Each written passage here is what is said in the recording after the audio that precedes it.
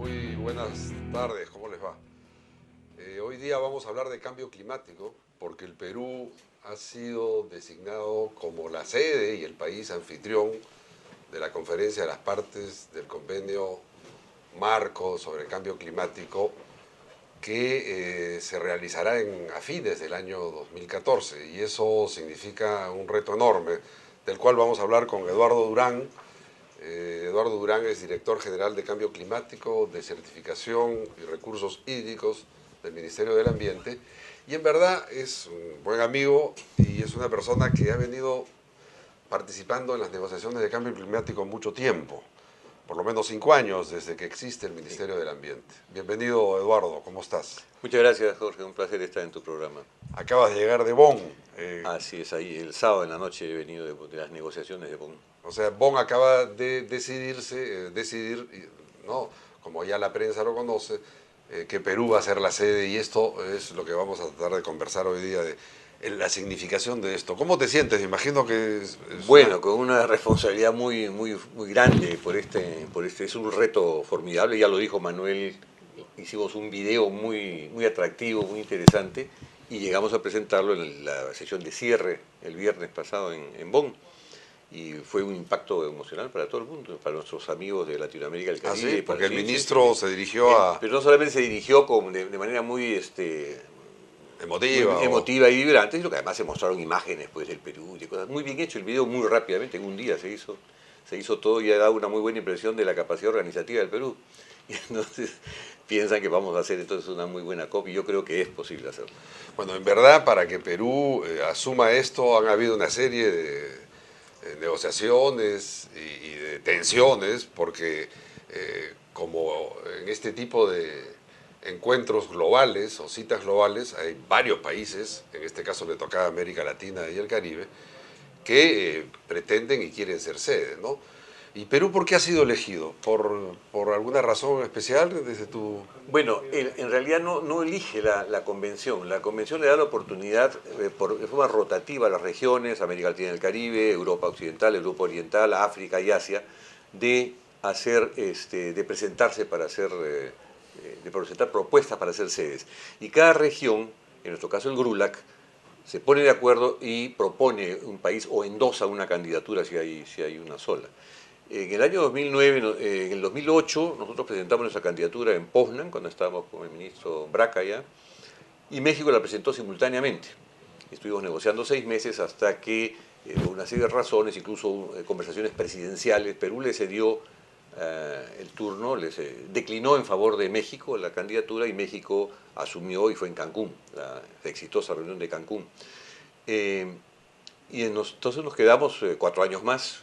Lamentablemente no nos hemos preparado lo suficiente, pero llegada otra vez la oportunidad dijimos, bueno, ahora sí lo hacemos.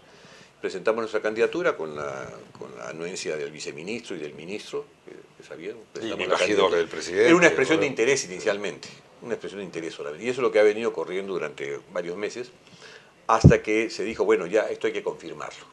Para esto ya Venezuela también había presentado su candidatura, y en la reunión que hemos tenido la semana pasada en Bonn, de GRULAC, para que se defina qué país va a ser el seleccionado y que nos pongamos de acuerdo, Venezuela me convocó y tuvimos una reunión preliminar antes de la reunión de GRULAC, y Venezuela me expresó el deseo de declinar a favor de Perú, A lo que es una buena señal. pero lo hacían me dijo la embajadora Claudia Salerno, que es viceministra de Relaciones Exteriores de Venezuela, que en primer lugar no querían renunciar a hacer en Venezuela algo porque en memoria de Hugo Chávez, que era muy preocupado del cambio climático, etcétera, querían hacerle honor a esa memoria, entonces querían hacer la pre-COP.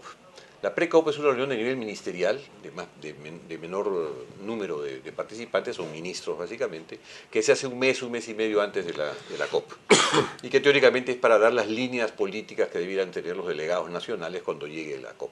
Eso quiere hacer Venezuela y quiere darle un tono social de apertura y de inclusión, convocar a los ministros y convocar a la sociedad Pero eso civil. va a obligar a una coordinación estrecha con Perú, Así porque es. finalmente la reunión va a ser en Perú y Perú Así es. asume Pero no una... solamente eso, Jorge, hay un arreglo ya, una conversación que ha empezado ya desde la semana pasada y antes, todavía hay una reunión de Petersberg que fue a principios de mayo, para que Polonia, como anfitrión de la próxima COP, que es en diciembre de este año, en Varsovia, Perú, en este caso, o quien hubiera sido en 2013 es Polonia, 2014 Perú y 2015 Francia, conformemos una secuencia coordinada de eventos. Bueno, eso es muy bueno, ¿no? Es muy bueno. ¿Cómo están las negociaciones? Vamos a meternos un poco a las negociaciones para después pasar a Perú y ver cómo se encuentra el Perú en materia de cambio climático. La negociación, la percepción del público es de que está muy difícil, está atorada, que hay un grupo de países como Estados Unidos, Canadá, Sudáfrica creo que también, que están de alguna manera exigiendo, y han logrado eso. El presidente Obama ha sido, ¿no?, muy importante su actuación en la COP de hace 2 años, Sí, ¿no?, en donde se exige a los países del anexo 2, que son los países en vías de desarrollo, que no son los responsables del fenómeno del cambio climático, a que también hagan esfuerzos así e es. inviertan en mitigación. Así es. ¿No? Y eso ha cambiado un poco el panorama. Sí, sí. No se firmó el protocolo de Kioto, Estados Unidos y varios países no lo firmaron, China tampoco creo. Bueno, el protocolo de Kioto tiene lo que se llama el anexo 1, que eran los países de la OSD en ese momento, que son los países desarrollados. Luego hay unos países que tienen un tratamiento especial, los países de Europa Oriental. Y luego están los países, el anexo 2 es las cifras y los números que tienen que poner los países. Y están los países... el no anexo 1. No es anexo verdad, 1, ese es. El no anexo 1 son los países en desarrollo en general, que incluye países que ya es difícil llamarles países en desarrollo, incluye a China, India, Brasil, Sudáfrica. Claro, Los países más grandes del llamado G77 más China. Claro, lo que pasa es que la Convención de Cambio Climático es del año 1992. Así es. El protocolo es de 1997. Y en estos últimos 10 o 12 o 15 años tenemos unos cambios radicales. China pasaba a ser el primer emisor del mundo con 26% de las emisiones y Estados Unidos con 21% hacen pues el 47% entre los dos. Y esto ya hace pues un gran tamaño. Y los países, otros países emergentes también están, la India, Brasil, México, Sudáfrica son países que emiten. Pero parece haber un consenso entonces en que hay nuevas responsabilidades para América Latina, por ejemplo. Esas nuevas responsabilidades vienen luego del relativo fracaso de Copenhague, donde se hace un acuerdo de Copenhague que no forma parte de la convención. En Durban viene la decisión de Cancún, que renació la esperanza en el multilateralismo gracias al buen trabajo que hizo la Cancillería mexicana en ese momento. Y en Durban se llega a crear lo que se llama la Plataforma de Durban. Y la Plataforma de Durban es la promesa de tener un nuevo acuerdo vinculante, no lo quieren llamar protocolo, acuerdo, pero vinculante, obligatorio. O sea, que tiene el rango de un tratado. Así es, algo así, que sustituye a partir del 2017 el protocolo de Kioto y obligue a todos los países, que todos los países se comprometan de una manera vinculante, de una manera importante a reducir sus emisiones con el principio de Naciones Unidas y de la Convención de las responsabilidades comunes, pero diferenciadas y capacidades respectivas. Entonces, la idea es que cada país se comprometa, Perú lo ha hecho voluntariamente ya, a reducir sus emisiones también en bosques, en energía y en residuos sólidos, y declaren pues cuáles son sus emisiones. Pero a esto hay una gran resistencia, por cierto, de países. Se ha creado un registro que se llama el registro NAMA, en ese sentido. Los NAMA son parte del... Que son el registro precisamente para acciones de mitigación apropiadas para cada país. Para cada país. En Perú estamos trabajando 6 NAMA. ¿Perú ya tiene algo registrado en el NAMA? No, todavía no. Estamos trabajando con la cooperación internacional, con Alemania, con Reino Unido, con Canadá, con Japón. Estamos trabajando diversas aproximaciones a lo que van a ser NAMAs. Ahora, para que se entienda, los NAMAs son de alguna manera un registro y una expresión de voluntad para que países que no son responsables, pero que tienen una responsabilidad, no son responsables históricos, digamos, pero que ahora tienen ya una responsabilidad con su contribución, los gases de efecto invernadero, presenten proyectos, programas, planes de las necesidades que tienen de adaptación o de, en este caso, mitigación o de reducción de emisiones, para en ese registro después obtener financiamiento de los países desarrollados. Para eso está el gran... Y de alguna manera por ahí está haciendo o está yendo la línea de negociación, así entiendo, ¿no? Esa es la negociación en reducción de emisiones, que se basa en los NAMA, que como bien dice son los compromisos nacionales por sectores para reducir emisiones, en energía, en agricultura, en transportes, en lo que quiera cada país hacerlo, ¿no? Pero también está la parte de adaptación, en la cual hay un enorme énfasis en los países en desarrollo para que también se le dé importancia a la adaptación. Pero la adaptación no ha avanzado tanto como ha avanzado la noción de reducción El de emisiones. mecanismo de desarrollo limpio. El mecanismo de desarrollo limpio forma parte del protocolo de Kioto. Del protocolo de Kioto, claro. Y es un mecanismo para los países en desarrollo. Los no anexo 1 pueden tener este mecanismo de desarrollo limpio y acceder a este sistema de bonos de mercado cuando también para reducir emisiones. También para reducir emisiones. Pero para adaptación no hay un mecanismo. No hay casi nada en adaptación establecido, sistemático, etcétera. Y ese es el gran reclamo de los países en desarrollo, que se dé pues financiamiento, transferencia de tecnología y capacidad, construcción de capacidades nacionales para atender.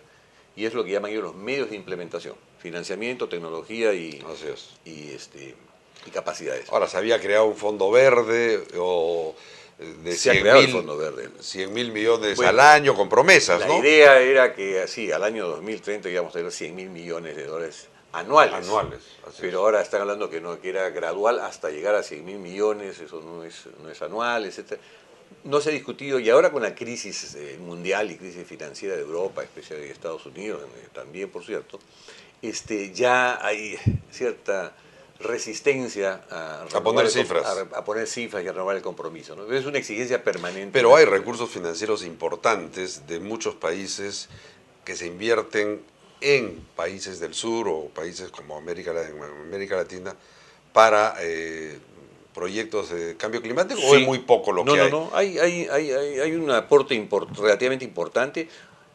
Copenhague acordó dar 30 mil millones de dólares a un fast start, un arranque rápido de financiamiento que iba a ser entre 2011 y el 2013, de 30 mil millones de dólares. Toda la ayuda que han dado los países para cambio climático, etiquetada como para cambio climático, ellos la han contabilizado en función de esos 30 mil millones. No sé cuánto se ha llegado a gastar, pero ha habido ayuda importante. Pero esa ayuda va a los países que hacen cosas, no va pues a los países que no tienen proyectos o que no tienen estabilidad política o no tienen estabilidad gubernamental o no tienen formas de hacer responsables con ese financiamiento. Ahora, hablando de países que hacen cosas, podemos entrar un poquito a Perú para después hablar quizá de lo que tiene que hacer Perú para lograr armar ciertas posiciones, por lo menos regionales, y ser un gran facilitador, porque Perú como sede va a presidir, me imagino, la COP y va a tener que ser el facilitador de consensos, porque así es como se forma el derecho internacional.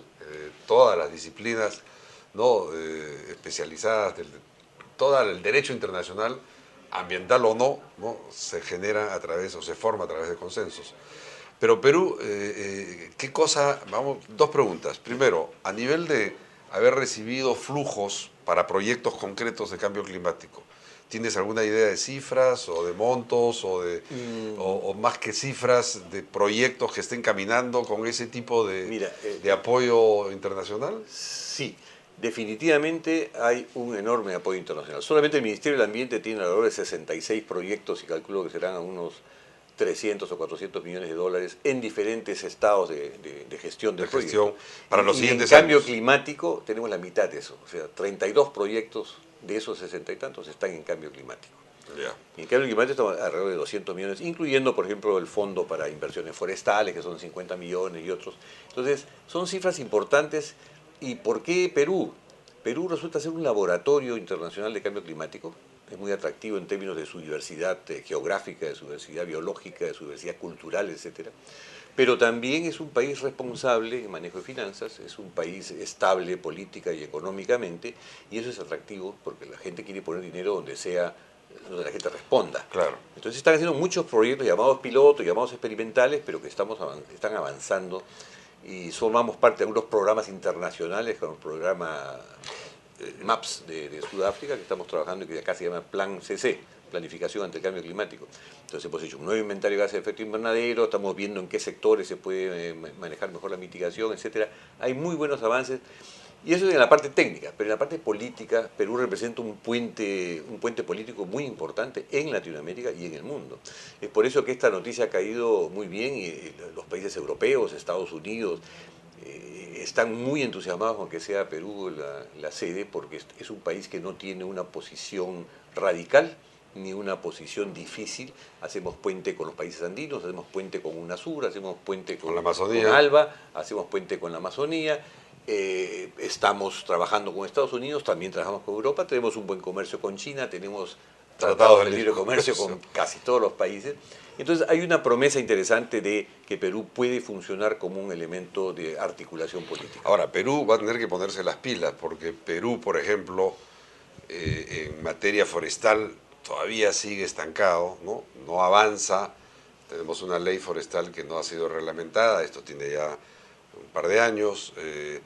Tenemos compromisos en materia forestal, y yo hablo ahora de lo forestal porque eso tiene una relación enorme, la agricultura y la deforestación, con el impacto que Perú genera, ¿no? De la emisión de CO2. Entonces, y Perú no puede ser sede si no, más allá de la estrategia nacional de cambio climático que ya tiene, si no la aplica y si no hace una estrategia multisectorial donde todos los sectores se pongan las pilas, porque estamos hablando de algo sectorial, multidisciplinario, y no solamente el Estado. Estamos hablando del sector privado que también se debe comprometer. Claro, por supuesto. ¿Qué cosa debemos hacer en esa materia? Es bien compleja la situación. Perú es un país, como todos sabemos, que está creciendo económicamente a un ritmo enorme. No puede ni quiere dejar de crecer de esa manera porque estamos reduciendo la pobreza de manera drástica también. Y entonces hay la sensación de que atender a la variable ambiental o atender a la variable de cambio climático puede resultar en una reducción de inversiones, en una dificultad para que los inversionistas piensen en otros sectores, lo cual no es cierto. Las cosas que está demostrando el mundo y el futuro del mundo es que si no estás haciendo una producción limpia, estás atendiendo a reducir tus emisiones sectoriales, etcétera, no vas a poder hacer comercio futuro mundial. Se te va a empezar a exigir certificación de reducción de emisiones, que seas bajo en carbono que en tus productos, etcétera. Entonces, yo creo que el Perú tiene que empezar a apostar por un desarrollo bajo en carbono, que le signifique un reconocimiento a sus productos afuera. Ahora, hasta el año 2000 Perú tenía la mayor parte de sus emisiones de gases de efecto invernadero en la deforestación, básicamente la deforestación amazónica, el cambio de uso del suelo que le llaman, era la fuente del 50%, 47%. Quizás se ha acelerado con la minería ilegal ahora, ¿no? Sí, pero hemos hecho un nuevo inventario al año 2009, 9 años después del año 2000, y lo que demuestra es que ha bajado en términos relativos la importancia de la deforestación. Ha pasado del 47 al 39. Y han aumentado en términos relativos energía y agricultura, especialmente por la agroindustria, que es algo que está el Perú floreciendo también. Claro. Entonces tenemos que cambiar nuestra estrategia. Si es cierto que en el sector forestal nos falta muchísimo, hay mucho por hacer. Lo que más falta por hacer en realidad con todo el problema del desarrollo bajo en carbón y el cambio climático y el manejo ambiental en el país en general es lo que acabas de mencionar. La capacidad de trabajar intersectorial y multisectorialmente. Somos un país altamente sectorializado y necesitamos establecer mecanismos que, por ejemplo, para bosques, articulen los intereses de agricultura, del ambiente, de las regiones, que para minería y petróleo articulemos también pues los asentamientos rurales con la minería, con el Es que toda la agenda del desarrollo está vinculada al cambio climático. Así es. Por eso es que el Ministerio del Ambiente tiene la mitad de los proyectos asociados a cambio climático. Es que el futuro del cambio climático, y eso es uno de los problemas que tiene la Convención, que nació solamente para reducir emisiones de gases de efecto invernadero, es que ya empieza a convertirse en una convención cuyas preocupaciones son el desarrollo futuro de la humanidad. Un desarrollo futuro más limpio, más bajo en carbono, carbono neutral, como le quieras llamar. Entonces ya eso excede un poco la propia convención y los propios parámetros que se pusieron en un momento. Entonces hay que repensar la convención, algo que no se quiere escuchar en las negociaciones clásicas de los negociadores clásicos de cambio climático, que ya llevan pues 10, 15 años. Yo soy nuevo, tengo 5 años, pero hay gente que trabaja 20 años, 18 años, y es la gente más difícil de sacarla de su contexto de negociación clásica, ¿no? Y tradicional. Para que se vea la dimensión de una cumbre de este tipo, o de una, ¿no?, conferencia de las partes, una COP, como se le llama, va a ser la COP 10, la COP 20, 20 en Lima. ¿No era 19? ¿20 19 no es va la a ser de en París? Varsovia. Ah, ya. 20 en Lima, 21 en París. 21 en París. La COP 20 va a reunir por lo menos a 10.000 personas. Solamente con la promesa de que van a venir al Perú a hacer turismo, después el Machu Picchu, la Amazonía, las playas, etcétera, y la comida, el interés se va a multiplicar. Pues la mitad de la gente que viene, Puede ser mucho más de 10.000 entonces, ¿no? sí, yo calculo que puede llegar entre 15 a 20.000. Que es mucho más que cualquier reunión de gobernadores del BID. Pero sí, claro, es que el problema es que en delegados deben ser unos 8.000 a 9.000. Delegados de Y países. después tiene las ONGs. Las ONGs. Que van a ser eso otros por 10.000. ejemplo, en Doha no hubo ONGs, porque no es un país que tenga tradición de ONGs y no invitaron a las ONGs. ¿Cómo va a ser Perú con las ONGs? Yo creo que tienen que dar de toda la apertura posible. Y con Venezuela estamos pensando, Venezuela va a hacer una COP, una pre-COP de 3 días, otros días en los cuales va a invitar a organizaciones sociales, básicamente, y a los ministros y ministros para que vayan a exigirle a las organizaciones sociales que den aportes, no que sean simplemente reclamos reivindicacionistas como pasó en Cochabamba. Quieren hacer una Cochabamba, pero mucho más ligada a asuntos técnicos.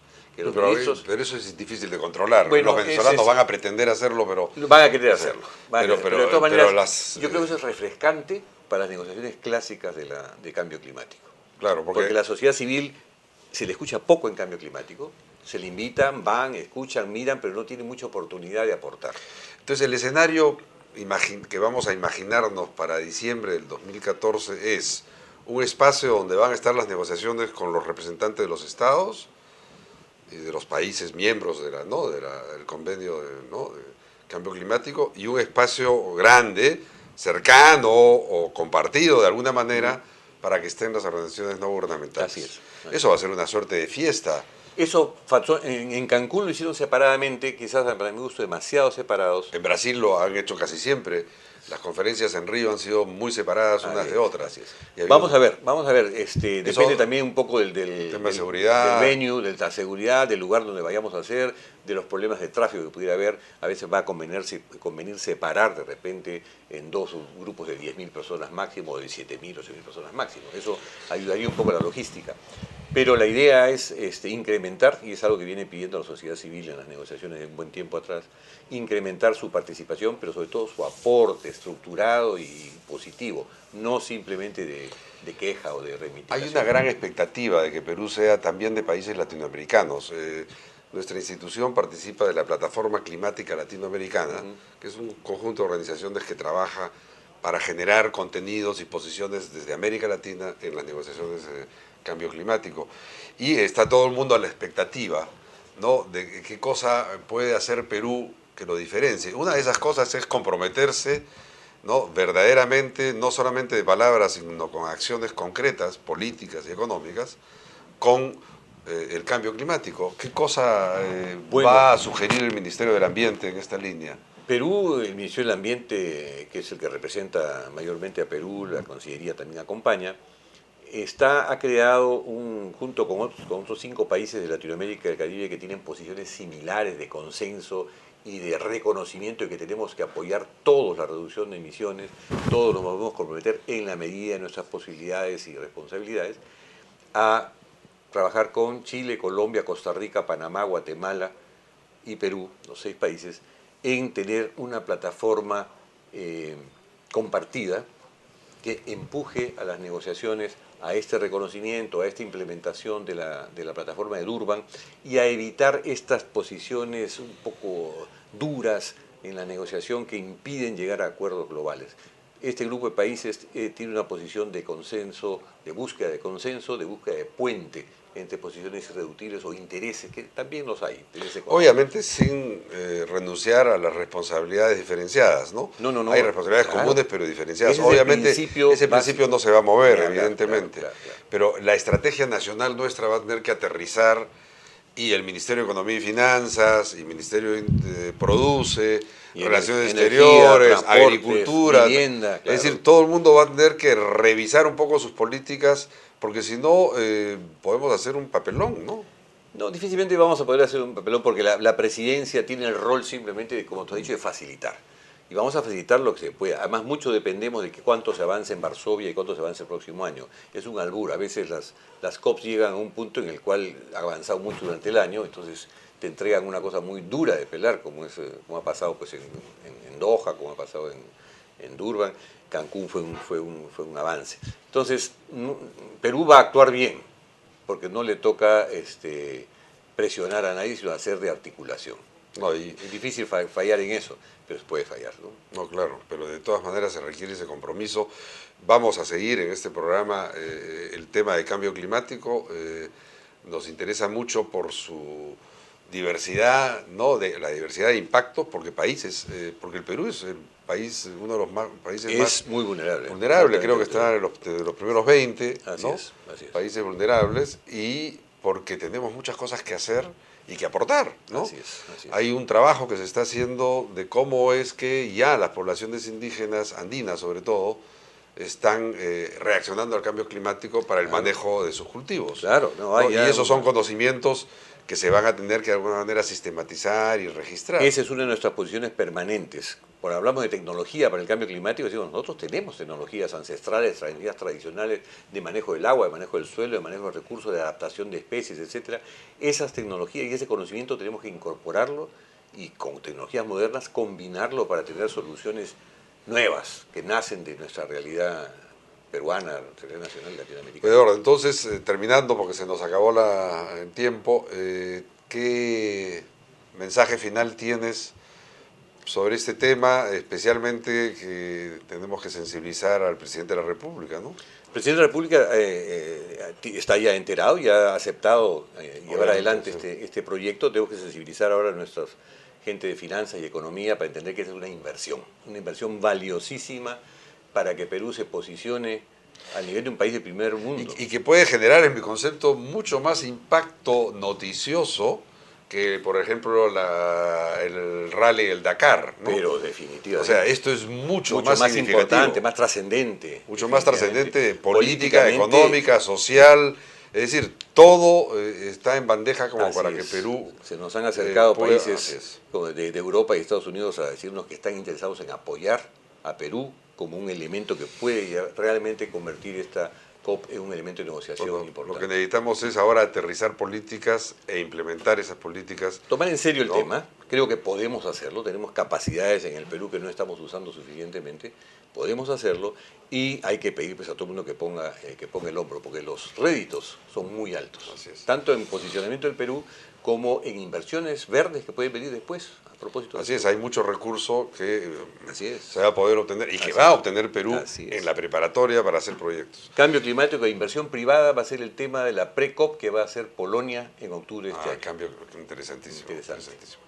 Pues bien, muchas gracias Eduardo por venir, mucha suerte en todo este proceso, ¿no? Yo creo que los medios de comunicación van a tener que informarse del tema para participar y crear una conciencia ciudadana en favor de todo esto, para tener una base política y avanzar. Y eso va a ser muy útil, ¿no? para el futuro del manejo del cambio climático en el país. Muchas gracias a ti, Jorge, por la invitación. Ha sido un placer estar aquí. Ok, hasta luego. Ya nos vemos y con ustedes hasta el próximo lunes, aquí en Actualidad Ambiental TV.